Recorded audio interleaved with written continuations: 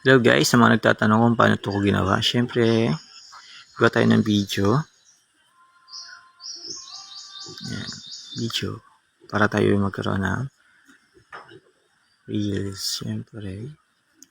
Yan guys, pusing si Puto. Pusing lang siya si Iris, no? Yan, pusing. Yan, guys. Yan, punta tayo sa CapCut guys, siyempre. Add new project tayo guys. Add new project. And siyempre, hanapin natin yung video natin ginawa kanina. Yan guys, add natin yung project. Add natin si video. Bagal guys talaga ng internet guys. Ang hina internet. Then, hanapin natin kung saan nag-uumpisa yung video. Yes. Then, tap natin yung video. I-edit natin. Split. Then, drag natin pauna. Hanapin natin yung kung saan nagsimula. Then, split ulit natin yan guys. Split natin. Split. Delete natin yan. Di natin yung kailangan guys. Yan. Hanapin natin yan. Yan. Diyan tayo po magka-cut. Split puli natin yan guys. Pinutin natin yung tools. Split. Then, overlay natin yan guys. Overlay. Tapos, drag natin pauna. Kung saan nag-start yung video. Yan. Then, hanap namin iba. Yan guys. Split tayo dyan guys. Split. Split po tayo. Ulit. Split ulit. Split po natin ulit. Yan. Bali, apat po na position yung kukunin natin guys. Then syempre yung nasa na huli, delete natin yan guys. Tapos lahat yan, di-overlay natin and remove background, auto removal po natin yan guys. Overlay, drag natin lang sa unahan. Auto removal yan guys. Napin sa tools natin yung removal background, remove background, auto removal. Lahat po ng clip natin kinuha ko na yung mga position, i-overlay natin po bago remove background lang, auto removal.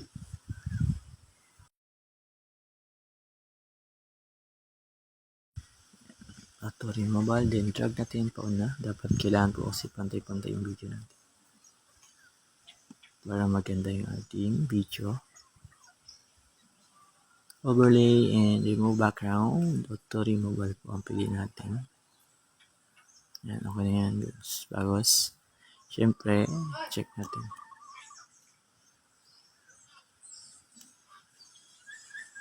Check natin guys sa isa kung okay na yung auto removal ng background natin.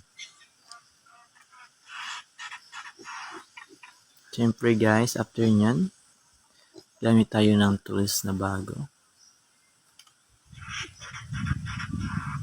Kaya tayo ay mag-speed na guys para medyo bumagal yung ating pagpunta sa position. Babagalan natin yung iba. Babagalan. Yan. 0.3.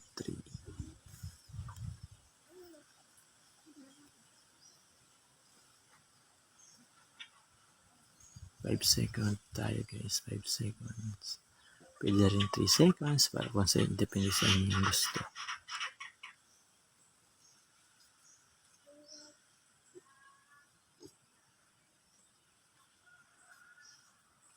Pantay lang natin guys. Pantay natin guys yung ating clip.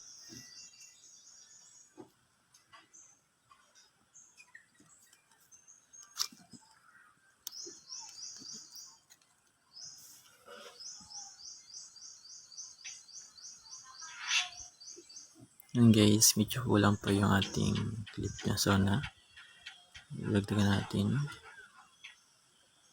Medyo hindi magkapantay.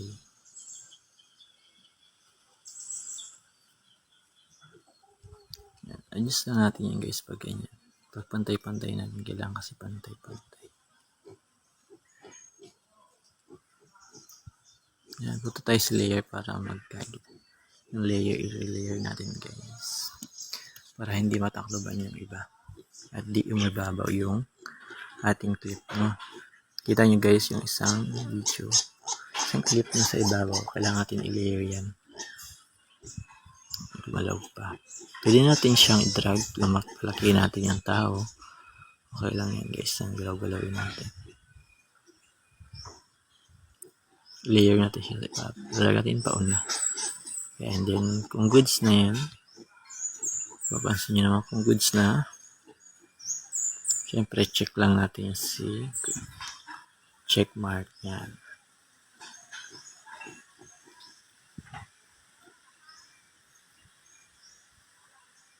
Medyo mabagal sila guys kasi nag-hang yung cellphone ko.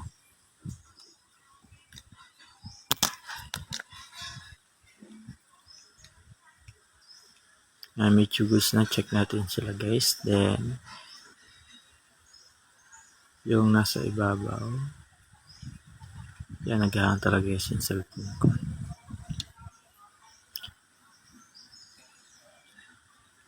Ulit-ulit tayo sa layer, medyo not goods na. Guys, so yung kakalimutan yung aspect ratio natin, 9:16.